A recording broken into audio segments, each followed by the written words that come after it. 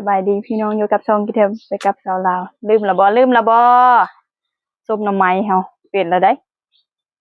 สลอยซีนไปแล้วเปลี่ยนละแซ่บแล้ว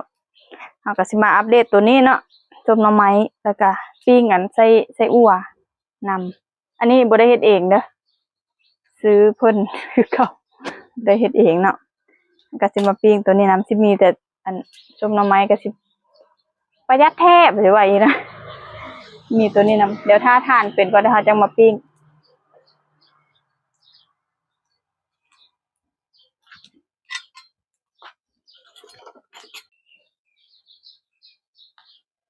เผ็ดไปกับอันส้มหน่อไม้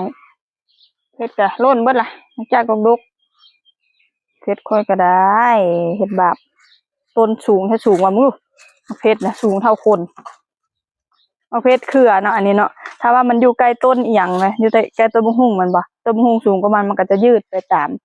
ถ้าต้นลำไยต้นมะม่วงหยังก็ย่าถ้ามันอยู่ใต้น่ะมันจะยืดนำสูงไปนำอันนี้เขาก็จะเกิดมันเป็นเครือนะเพราะว่ามันเป็นเครือมันเลื้อยขึ้นไปตามต้นที่มันอยู่ไกลๆเนาะอันใดสูงกว่ามันก็จะยืดตามก็จะแซ่บเนาะ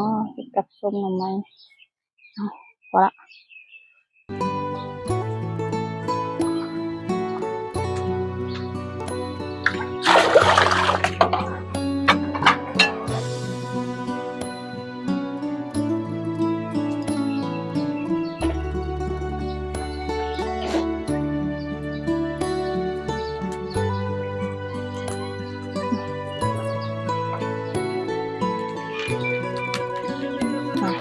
ปิ้งเลยมัน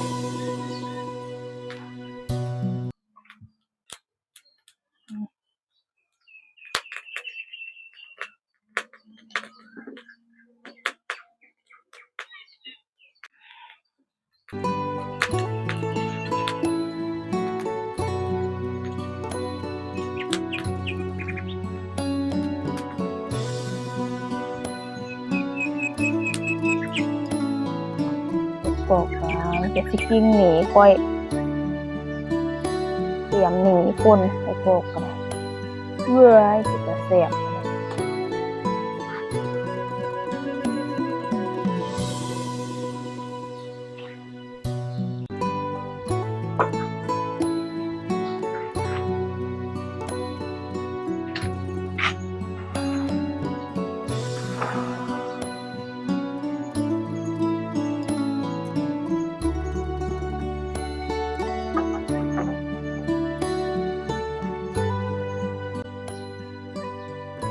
ได้เลยเนาะพี่น้อง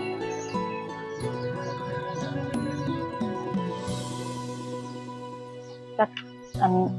เป็นจังได๋นะยังบ่ทันฮู้รสชาติคือกันอันนี้ซื้อน้ำเขามาก็บ่ได้ชิมเนาะ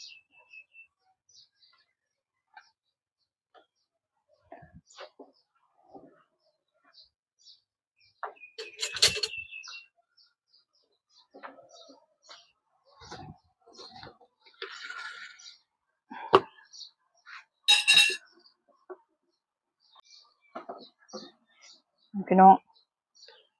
หอมเปิดผ้าอบหอมตวด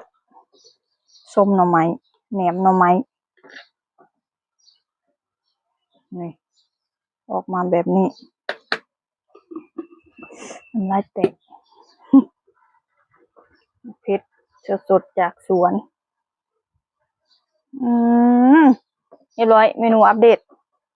เหลือแต่ซีมมาเนี่ยมาซีมมาเด้อพี่น้องส้มหน่อไม้เนาะซีมส้มหน่อไม้เนาะบางคนเพิ่นบ่เคยเห็นบ่เคยกินเพิ่นก็จะว่าแปลกประหลาดที่จริงมันบ่แปลกดอกสามารถเฮ็ดได้เบิดส้มหยังก็ได้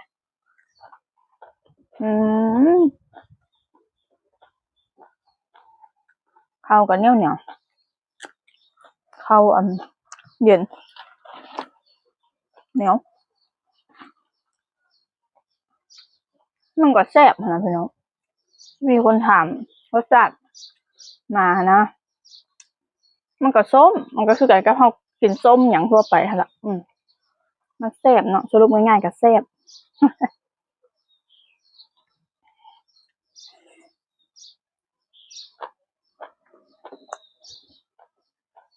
อายเป็นคอมเมนต์ว่าหมองมองเขาก็เอิ้นจ้อมเนาะไหมเอิ้นได้เบิดแล้วแต่สะดวกเขาถนัดแบบไหนก็เอิ้นแบบนั้นล่ะกับมะเขือเข้ากันค่ะขนาด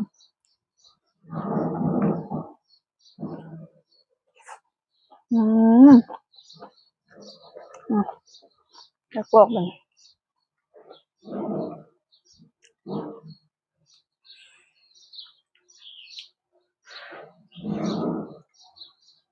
เมนูเสริมมันเนี่ย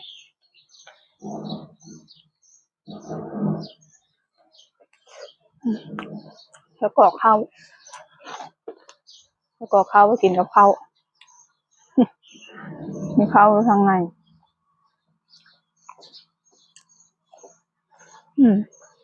แบบ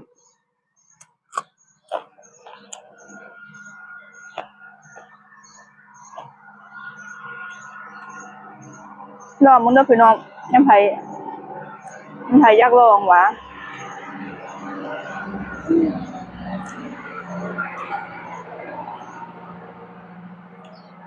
รถแต่ละคันกันเลยเนาะขับรถกันเลยลากตะเกียร์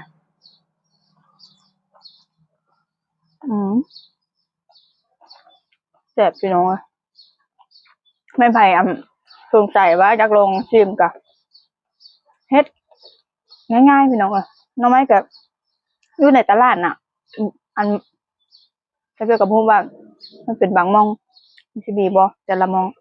ก็จะมีแบบเขียนไว้ให้พร้อมน้องไม้แบบนี้นะเขียนไว้ให้เลยห้องก็ซื้อเอามาเฮ็ดเลยนะเอาเฮ็ดตามขั้นตอนที่จะเพียบอกนะแล้วก็เอามาคั้นง่ายๆเฮ็ดส้มน้ำบ่ยากก็กันนี่น่าจะของเฮ็ดเป็นก็ง่ายเลยสิว่าอีกนะ ที่จริงมันก็บ่ได้ยากเลยบางคนเบิ่งเขาเพื่อเจ้าก็เฮ็ดตามได้ก็หลายคน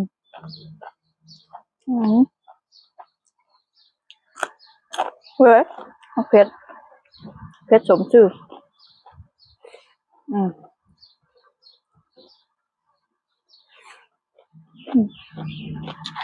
แบบ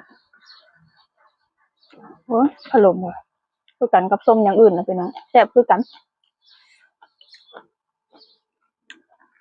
มีคนบอกค่อยกินไม่คือมีคนบอกหลายแดนกินข้าวคำใหญ่ๆเป็นอย่างก็ต้องบอกกินข้าวคำใหญ่เพื่อบ่เข้าใจกินคำใหญ่ๆแน่มันจะเป็นตาแซ่บย่างนำมันจะย่างนำเบิดค่อยบ่ถนัดคำใหญ่ค่อยถนัดคำนี้กับอีกอย่างก็ต้องถ้าว่าสิบอกกับเบิ่งแน่ก็จะเป็นผู้หญิงหั่นนะเขาบอกเขากินคำใหญ่คำหลวงอยู่เขาเป็นผู้หญิงเขากินคำใหญ่มันก็บ่คือแหละกับอีกอย่างถ้าเพียวบ่ได้แอปบ่ได้อย่างดอกว่าหน้ากองกินคำน้อยถ้าเพียวก็กินคำน้อยบ่นี่มาแต่ใดกินคำใหญ่ๆแน่มีแต่คนบอกถ้าเพียวว่า2-3มื้อมานี่ไม่หยังคือมีแต่คนบอกแต่เพียวกินคำใหญ่ๆแล้วว่าเขาเป็นผู้หญิงเนาะมาบอกกินคำใหญ่มันก็บ่เป็นตาเบิ่งละมันก็กับอย่างเขาก็บ่ถนัดเนาะคำใหญ่คำน้อยก็ย่ามันเถาะมากินนำกันทุกคนฟังลาวฟังไทยตามประเทศถ้าลำมื้อนี้ขอตัวลาไปก่อนพบกันใหม่คลิปหน้าสบายดี